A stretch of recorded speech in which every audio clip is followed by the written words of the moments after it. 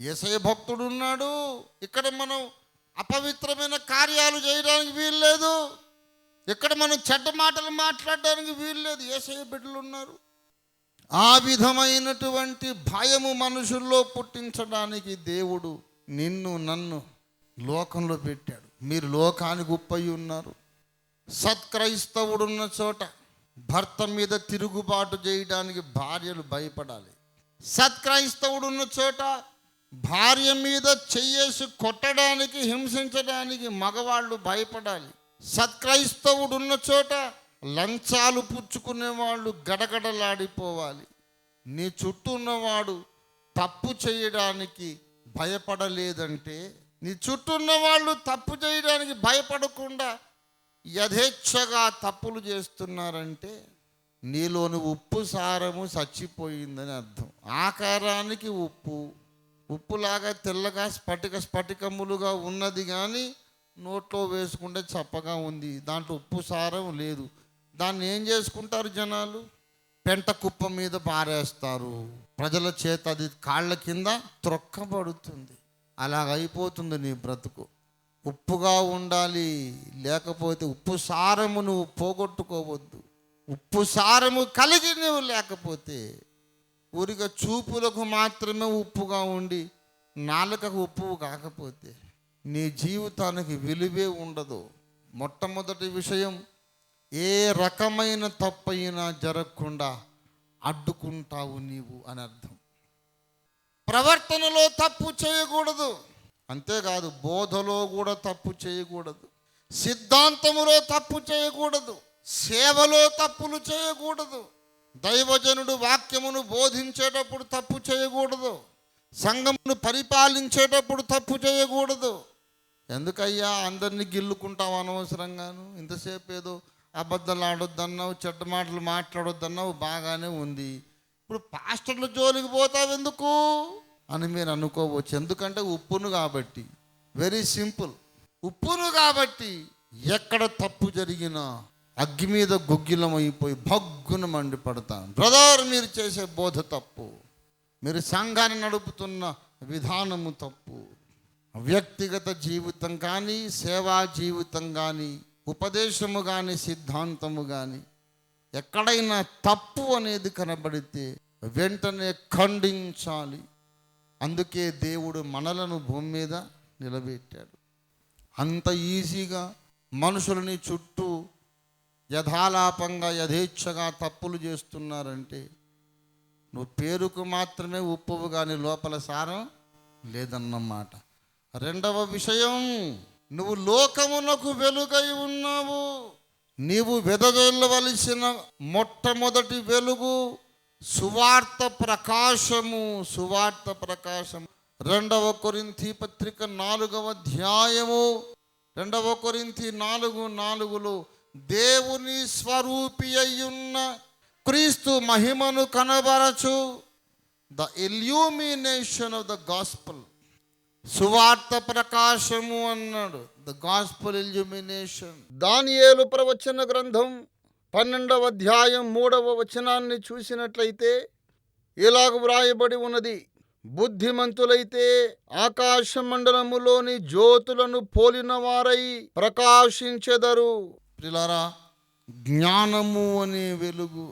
బుద్ధిమంతుడంటే జ్ఞానవంతుడని అర్థం. జ్ఞానమనే వెలుగు, సువార్తనే వెలుగు.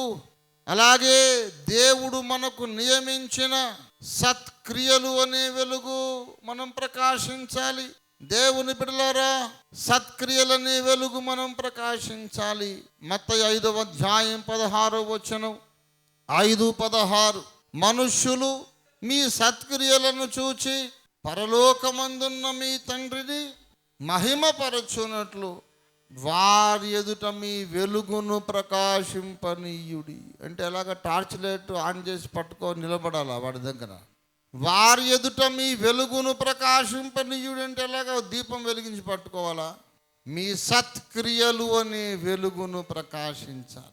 మంచి పనులు. క్రైస్తవుడు అన్నవాడికి 4 మంచి పనులు ఉండాల్సిందే. దానివల్ల రక్షణ అయితే రాదు. రక్షణ రాదు మనకు.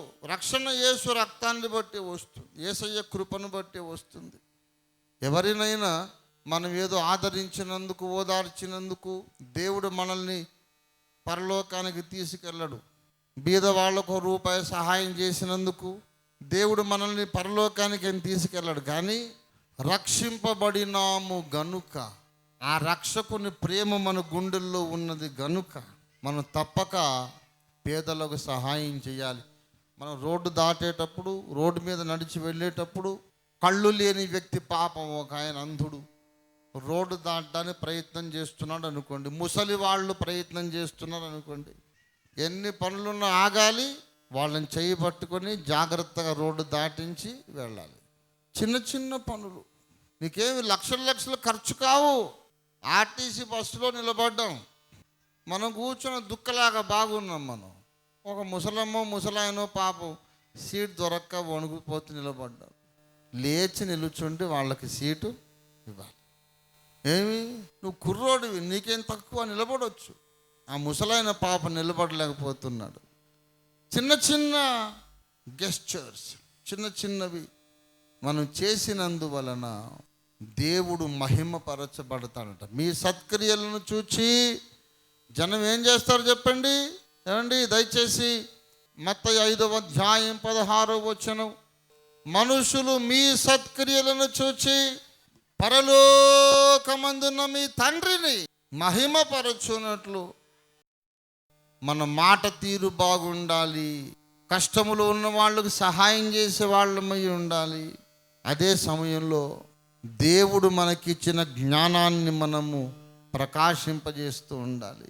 జ్ఞానమని వెలుగు, సత్క్రియలని వెలుగు, సువార్త ప్రకటనని వెలుగు కలిగి జ్యోతుల వలె మనం ప్రకాశిస్తూ ఉండాలి. మీరు జ్యోతులే, కానీ లోపల ఫిలమెంట్ ఊడిపోయింది. బల్బ్ ఆకారంగానే ఉంది, పెడితే వెలగదు. అదేంటో తీసి చూస్తే గలగలమని లోపల ఫిలమెంట్ అటు ఇటు ఆడుతూ ఉంటుంది. మీరందరూ బల్బులై ఉన్నారు, కానీ ఫిలమెంట్ ఊడిపోయిన బల్బులుగా ఉండొద్దు. సరిగ్గా ఫిలమెంట్ ఉన్న స్థానమందు ఖచ్చితంగా ఉన్నటువంటి బల్బులుగా మనం ఉండాలి.